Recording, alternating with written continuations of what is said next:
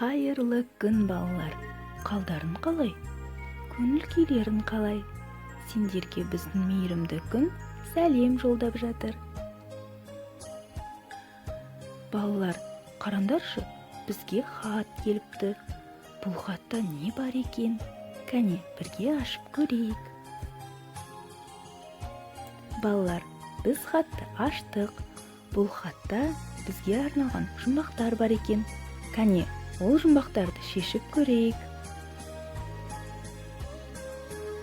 Кішкентай ғана бойы бар, айналдырып киген тоны бар. Ол не балалар? Әрине ол қой. Келесі жұмбағымызды көрейік. Өзі бір қу, жүрген жері айқай-шу. Ол не? Дұрыстап ойланыңдар. Әрине ол түлкі. Тікірейіп құлағы менен бұрын тұрады. Бойын жазып керіліп, беті қолын жуады. Ол не? Мұқият ойланайық. Дұрыс, ол мысық.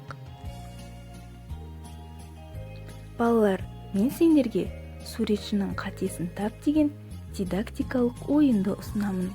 Балалар, бір суретші жануарлар жайлы сурет салыпты. Алайда ол суретте қателер бар екен. Сол қателерді біздің ақылды балақайлар табатын болады.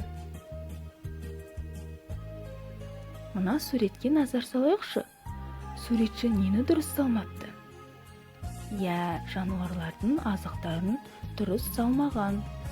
Балапанға қарайықшы. Ол сәбіз жей ме? Жоқ. Сәбізді кім жейді? Дұрыс, қоян жейді. Ал қоянның алдына балықты салыпты. Балықты бұл жерде қай жануар жеу керек? Ойланыңдаршы. Әрине, мысық жейді. Тағы қандай қателіктерді көріп тұрсыңдар? Мысықтың алдындағы жаңғақты суретші тиынның алдына салу керек болған. Тиынның алдындағы құртты кім жейді? Тамаша, әрине балапан жейді. Ал енді мына суретке назар салайық. Бұнда не дұрыс емес? Доңыз ұядағы балаларына ұшып келе жатыр. Бұлай болуы мүмкін бе? Жоқ, мүмкін емес. Ұяда тек құстар мекендейді. Мына әдемі суретке қарайықшы. Қандай қателіктер бар? Ойландыңдар ма?